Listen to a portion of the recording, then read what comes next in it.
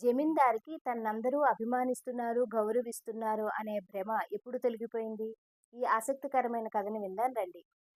Welcome to our Lakshmi Niketan YouTube channel. అనగనగా ఒక ఊళ్ళో ఒక బేదరాలుండేది. ఆవిడకి ఒక కొడుకు. ఆ కొడుకు 14, 15 ఏళ్లవాడు.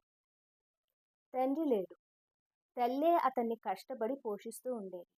కానీ ఆ కుర్రవాడికి ఈ పేదరికం నచ్చేది కాదు. ఎలాగైనా సరే ధనవంతుడవ్వాలనిపించేది. ఒకరోజు తల్లిని విడిచిపెట్టి ఆ కుర్రవాడు ఆ ఊరు వదిలి పారిపోయాడు. వెళ్ళిపోయిన ఆ కుర్రవాడు చాలా దూరం ప్రయాణం చేసి ఒక నగరానికి చేరుకున్నాడు. నగరానికి వెళ్ళిన ఆ కుర్రాడు భిక్షాటన చేస్తూ కొంతకాలం బతికాడు. రోజు గడవడం కూడా కష్టంగా ఉండేది. తర్వాత అక్కడక్కడ చిన్న చిన్న పనులు చేయడం మొదలుపెట్టాడు. అలా కొంతకాలం గడిచిన తర్వాత ఆ ఊళ్ళోనే అతిపెద్ద ధనవంతుడి ఇంట్లో పనికి కుదురుకున్నాడు. ఆ ఇంట్లో చక్కగా పనులు చేస్తూ నమ్మకస్తుల్లాగా అక్కడ స్థిరపడ్డాడు. కొంతకాలం అతనికి ఏ లోటు లేకుండా గడిచింది. కానీ ధనవంతుడి యొక్క భోగభాగ్యాలు చూస్తున్న ఆ కుర్రాడికి ఆ ధనమంతా తనకి వస్తే బావుండనే దురాశ వచ్చింది. వెంటనే ఆ ధనవంతుడిని ఎవరికీ అనుమానం రాకుండా చెప్పి ధనవంతుడి డబ్బంతా తీసుకుని ఆ నగరం వదిలి మరో నగరానికి పారిపోయాడు ఆ కుర్రాడు. ఇలాగా వెళ్ళిన ప్రతి చోట ఆ ఊళ్ళో ఉంటే ధనవంతుల ఇంట్లో చేరడం, అక్కడ నమ్మకంగా కొంతకాలం పనిచేయడం, తర్వాత వాళ్ళని చంపేసి వాళ్ళ డబ్బుని దోచుకుని మరో నగరానికి పారిపోవడం. ఇలా చాలా ఊళ్ళు తిరిగాడు ఈ కుర్రాడు. ఇలా ఊరూరు తిరుగుతున్న ఆ కుర్రవాడికి 35 సంవత్సరాలు వచ్చేటప్పటికి ఒక జమీందారు వద్ద చేరి, ఆ జమీందారుని కూడా చంపేసి జమీ అంతా తన హస్తగతం చేసుకున్నాడు.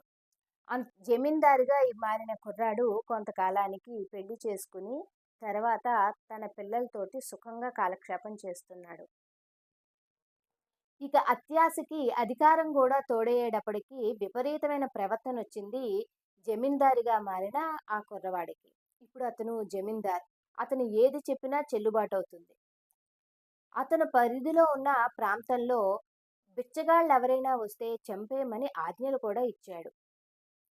ఈ విపరీతమైన ధోరణికి ఊళ్ళో జనాలందరూ ఆశ్చర్యపోయారు. ఎందుకంటే అతను జీవిత ప్రారంభ దశలో భిక్షగాడుగా కొంతకాలం బ్రతికిన మూలంగా అతనికి ఆ భిక్షగాల్ని చూస్తే తన పాత జీవితం గుర్తొచ్చేది. నగరంలో ఉన్న భిక్షగాలని చంపేయమని ఆజ్ఞలు ఇచ్చాడు. ఈ ఆజ్ఞలు విన్న భిక్షగాళ్ళు ఆ నగరం వదిలి పక్క నగరాలకి, పక్క ఊళ్ళకి వెళ్ళిపోయారు. ఊళ్ళో భిక్షగాళ్ళు అనేవాళ్లే కనబడేవారు కాదు. ఇలా సాగుతోంది అతని జీవితం. ఒకసారి అతని పెద్ద భవనం దగ్గరికి ఒక భిక్షగాడు వచ్చాడు. అతను జమీందార్ని కలవాలని కబురు పంపాడు. భిక్షగాడు అలా కబురు పంపేటప్పటికి జమీందారు విపరీతమైన కోపంతోటి అతని వద్దకొచ్చారు. నీకెంత ధైర్యం ఉంటే నన్ను చూడాలని నువ్వు కబురు పంపుతావని అతని మీద చాలా కోపంగా ఉన్నాడు. దానికి ఆ భిక్షగాడు చాలా శాంతంగా, నేను ఈ ఊర్లో ఉండను, వెళ్ళిపోతాను. వెళ్ళిపోయే ముందు మీకొక చిన్న బహుమానం ఇద్దామని వచ్చానని చెప్పాడు. జమీందారికి బహుమానం అనేటప్పటికి ఆశ పుట్టింది. ఏది నువ్వు తెచ్చిన ఆ బహుమానం అని అడిగాడు. దానికి ఆ భిక్షగాడు తన దగ్గర ఉన్న ఒక సంచిలోంచి ఒక అద్దాన్ని తీసి ఇచ్చాడు. ఇది మామూలు అద్దం కాదు, చాలా మహిమగల అద్దం. ఈ మహిమగల అద్దంలో నువ్వు ఎవరి ప్రతిబింబాన్ని చూస్తావో వాళ్ళు నీ గురించి ఏమనుకుంటున్నారో, వాళ్ళ మనసులో నీ మీద ఎటువంటి భావన ఉందో పూర్తిగా తెలుస్తుంది. ఇది నీకిచ్చి వెళ్దామనే వచ్చాను. ఇక వెళ్ళొస్తాను ప్రభు అంటూ ఆ బిచ్చగాడు అక్కడి నుంచి వెళ్ళిపోయాడు. భిక్షగాడు తనకి బహుమానం తెచ్చినందుకు గాను ఆ భిక్షగాడు ప్రాణాలు తీయకుండా జమీందారు వదిలేశాడు. ఈ విచిత్రమైన అద్దాన్ని అతను పరీక్షించాలనుకున్నాడు. వెంటనే ఆ అద్దాన్ని గబగబా తన మందిరంలోకి తీసుకెళ్ళాడు.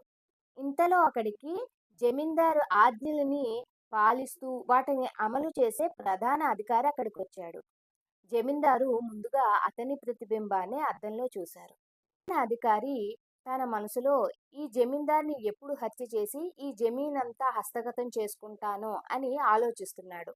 ఇది తెలుసుకున్న జమీందారికి భయము, కంగారు వచ్చి వెంటనే అక్కడి నుంచి వెళ్ళిపోయాడు.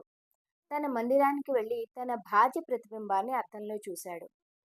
ఆవిడికి మొదటి నుంచి తన భర్త అంటే ఇష్టమే లేదు.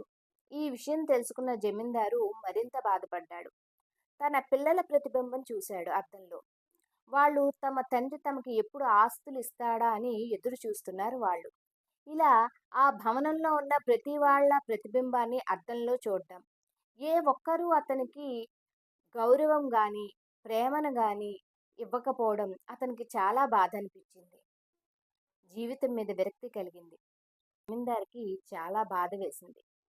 వెంటనే తన జమీ భోగాలన్నీ వదిలేసి, సాధారణమైన బట్టలు ధరించి, చేతిలో అద్దం పట్టుకుని తన ప్రయాణం మొదలుపెట్టాడు. ఎవ్వరికీ చెప్పకుండా ఆ భవనం వదిలి బయటకొచ్చేశాడు ఆ జమీందారు. అలా నడుచుకుంటూ, నడుచుకుంటూ ఎక్కడి నుంచైతే అతను పారిపోయాడో ఆ ఊరు చేరుకున్నాడు. ఆ ఊళ్ళో తన చిన్ననాటి ఇంటికి అతను వెళ్ళాడు. మెల్లిగా లోపలికి వెళ్ళాడు. తన చిన్నతనంలో ఆ దరిద్రాన్ని భరించలేకే పారిపోయినతడు తిరిగి తిరిగి ఆ పూరి గుడిసెకే చేరుకున్నాడు. మంచం మీద పండు ముసలావిడ ఒకావిడ పడుకునుంది. దగ్గరికి వెళ్లి చూశాడు. ఎవరో కాదు, తన కన్న తల్లి. అతనికి మళ్ళీ ఒకసారి యాచ కలిగింది. ఈ అద్దంలో చూస్తే వాళ్ళమ్మ ఏమనుకుంటోందో అని భావన కలిగింది. వెంటనే అద్దం చూసి ఆవిడ ప్రతిబింబాన్ని చూశాడు. ఆవిడ మనసులో ఒకటే అనుకుంటోంది. నాయనా, ఎప్పుడు తిరిగొస్తావు? నేను చనిపోయే లోపలైనా సరే నిన్నొక్కసారి చూడాలని ఉంది అని ఆవిడ మనసులో కోరుకుంటోంది. అది తెలుసుకున్న జమీందారు వెంటనే తల్లి కాళ్ళ మీద పడి ఏడవడం మొదలుపెట్టాడు. ఓపికలైపోయినా సరే ఆ ముసలావిడ లేచి తన బిడ్డను చూసుకుంది. కౌగిలించుకుంది. చాలా సంతోషపడింది. భగవంతుడు నా మొర ఆలకించాడు. నా చివరి కోరికను తీర్చాడంటూ ఆ జమీందారు చేతిలోనే ఆవిడ మరణించింది. అప్పుడుకి జమీందార్‌కి తెలిసొచ్చింది. నేనెంత మూర్ఖుడిని! డబ్బుంటేనే నన్నందరూ గౌరవిస్తారు, ప్రేమిస్తారు అని కన్నతల్లిని వదిలి పారిపోయాను.